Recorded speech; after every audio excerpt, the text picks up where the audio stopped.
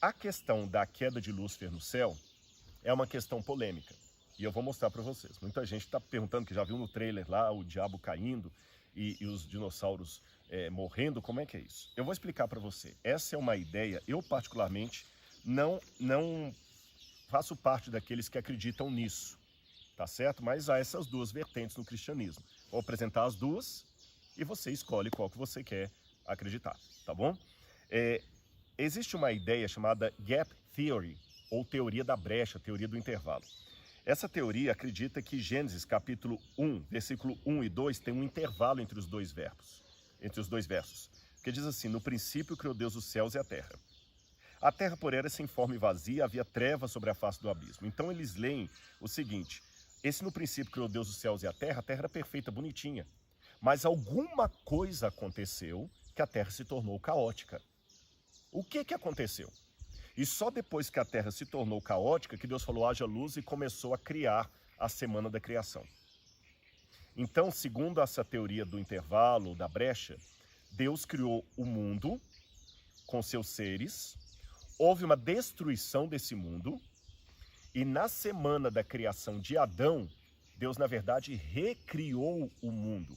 Ou ele começou a criar o mundo novamente, o mundo que tinha sido destruído nessa queda, que muitos pensam ser a queda de Satanás.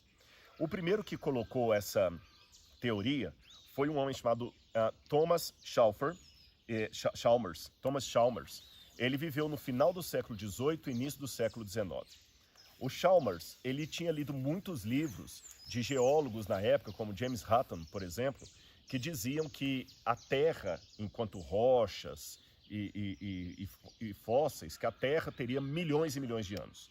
E naquela época os teólogos se valiam muito da cronologia do bispo Asher, que dizia que a Terra tinha em torno de 6.000 anos. O próprio Asher dava até a hora que Adão foi criado. Foi no ano 4004, 3 horas da tarde, numa sexta-feira. A sexta-feira a Bíblia fala, mas a hora que Adão foi criado, ele colocou até a hora, 3 horas da tarde, do ano 4004 a.C. Então muitos teólogos valiam disso. Aí James Hutton, com outros geólogos, Lyell, por exemplo, começaram a dizer: não, a Terra tem milhões de anos. Então Chalmers percebeu ou achou que ele podia fazer uma harmonização entre os geólogos e o texto bíblico. O que ele percebeu ou pensou? Houve no princípio uma criação do céu e da terra, mas Lúcifer talvez foi jogado por Deus aqui, a terra foi destruída, os seres que aqui havia se tornaram os fósseis, e no primeiro dia da criação de Adão, Deus começou a separar tudo e reorganizar a terra. Tá bem? Essa é a chamada teoria da brecha. Muitos grupos, principalmente pentecostais e neopentecostais, acreditam na teoria da brecha.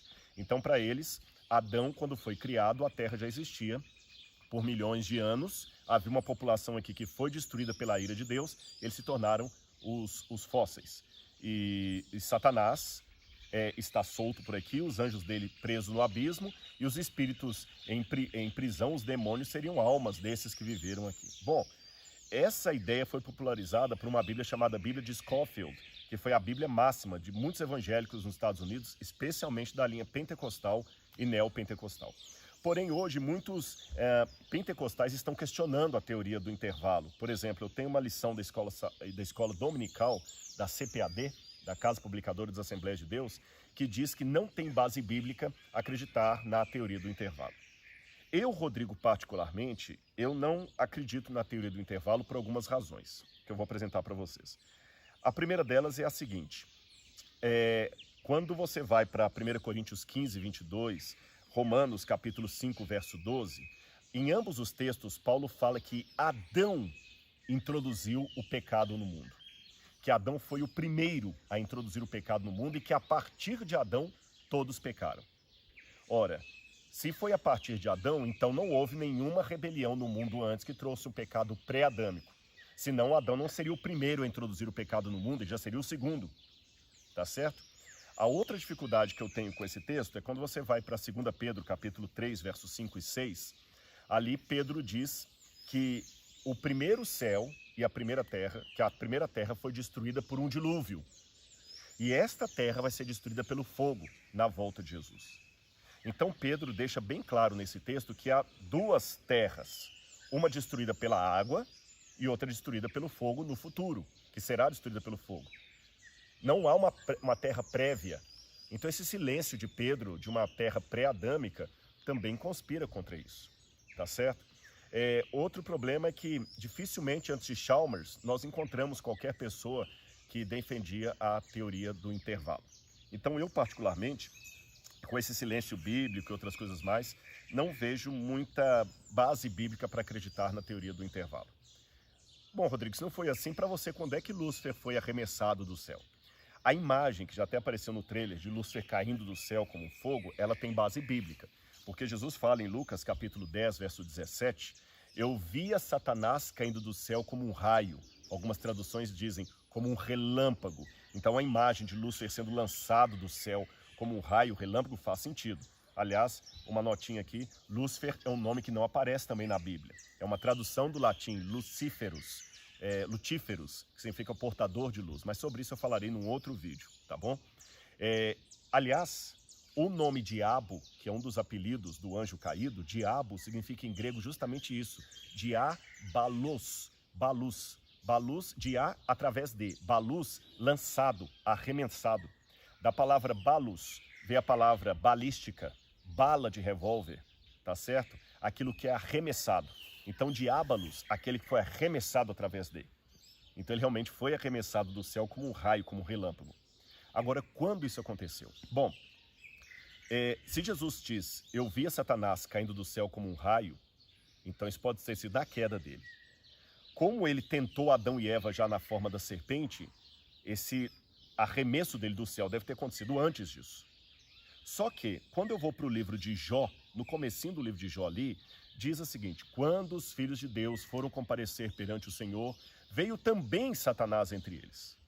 A linguagem de Jó ali, que eu posso explicar num outro vídeo, é uma linguagem toda jurídica. Então ele ainda tinha acesso ao céu na época de Jó. Por que ele tinha acesso ao céu se ele foi expulso de lá?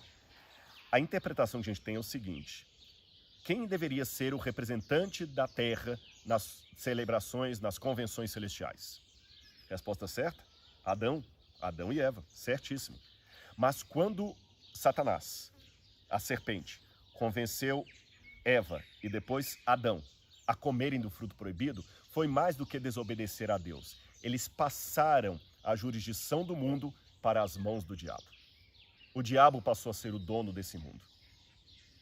Por isso que ele ia ao céu na época de Jó como representante do mundo. E você pode falar, Rodrigo, mas isso não é justo. Realmente. Se houver algum advogado me assistindo, ele vai concordar com o que eu estou dizendo. Há muitas coisas que não são morais, porém são legais. Imagine, por exemplo, um camarada que matou os próprios pais, tendo o direito de sair no dia dos pais na saidia da cadeia. O próprio juiz que está assinando a saída dele não acha justo ele sair da cadeia no dia dos pais, sendo que ele matou seu pai e sua mãe.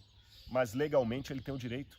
Então há coisas que não são morais, porém são legais. O diabo não tinha o direito moral de comparecer perante Deus, mas ele tinha o direito legal, porque ele tomou a terra de Adão e Eva. Aliás, Jesus mesmo, certa vez, referindo-se ao diabo, falou assim, vem aí o príncipe deste mundo, e ele não tem parte comigo.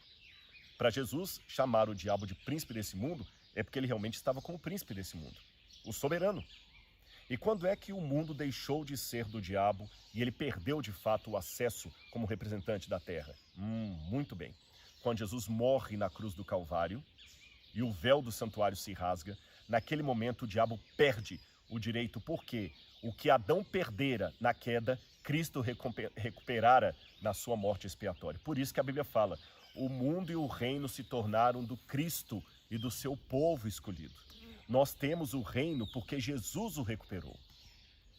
E depois que Jesus ascende aos céus, aí acontece Apocalipse 12. Porque Apocalipse 12 mostra uma mulher grávida para dar à luz, e a maioria dos comentaristas e exegetas acreditam que essa mulher representa o povo de Deus que dá à luz ao Messias. Aquela criança que a mulher dá à luz, ela é arrebatada até o céu. E lá existe a batalha entre Miguel e o dragão, que é a antiga serpente, e o dragão é arremessado. Veja bem, para o fato do dragão ser chamado a antiga serpente, é que esse arremesso dele do céu aconteceu depois da queda de Adão e Eva. Perceberam? Porque ela fala, e foi arremessado o dragão, a antiga serpente que se chama Diabo e Satanás, o acusador dos nossos irmãos. Se ele foi arremessado sendo chamado de antiga serpente, é porque esse arremesso dele aconteceu depois da queda. Na minha opinião, depois da ascensão de Jesus. Quando Jesus volta para o céu triunfante por ter vencido a morte e ter recuperado de novo a humanidade através do seu sangue derramado na cruz, o diabo não tem mais lugar no céu. Ele é arremessado e, segundo o Apocalipse, cai na terra, cheio de grande cólera, sabendo que pouco tempo lhe resta. Entenderam então a minha posição? É assim que eu entendo o arremesso de Satanás. Entendeu também o que significa a teoria do intervalo? Eu apresentei algumas razões porque eu não concordo com ela. Entenderam qual é o meu papel na novela? Já falei, eu não escrevi a novela, não sou editor dela. E um detalhe final. Eu louvo muito, de coração, eu louvo a Deus por vários que escreveram assim: Rodrigo, agora que eu sei que você está assinando a novela, aí agora eu vou assistir. Se o Rodrigo está ali é porque é coisa boa. Em nome de Jesus eu agradeço muito, mas eu não quero que você acredite apenas em mim no que eu falo. Pesquise sempre a palavra de Deus, tá bem? E saiba que, mesmo tendo todo o esmero, há coisas na novela que fazem parte da licença poética, que você já sabe, e outras que fazem parte da linha teológica dos autores, e não necessariamente a minha. Mas aí é simples, assista e compare com a Bíblia. Rodrigo, mas eu já sou crente, eu não quero ver novela porque não é isso que eu vou levar para a Bíblia. Tudo bem, então faça como Paulo e como João, em Atenas e em Éfeso. Use a novela, quem sabe, como um pano de fundo para você evangelizar a sua vizinha. Aproveite que milhões de pessoas vão estar assistindo Gênesis e falam assim: olha, meu vizinho, você está assistindo Gênesis? Que interessante aquilo ali, a Eva e tudo. Você quer que eu dê um estudo para você sobre o Gênesis na sua casa? Quero. E você vai ganhar uma pessoa para Cristo usando a novela. Não é a novela que vai evangelizar, é você. Não é a novela que vai salvar, é a palavra de Deus. Mas a novela pode ser, quem sabe, um bom quebra-gelo para iniciar uma conversa missionária. Você não acha? E eu peço que você ore por mim e por todos os que certamente poderão ser atingidos por essa projeção, por esse produto. Que Deus abençoe a cada um. Um grande abraço pelo carinho. E obrigado pelo carinho. Tchau, tchau.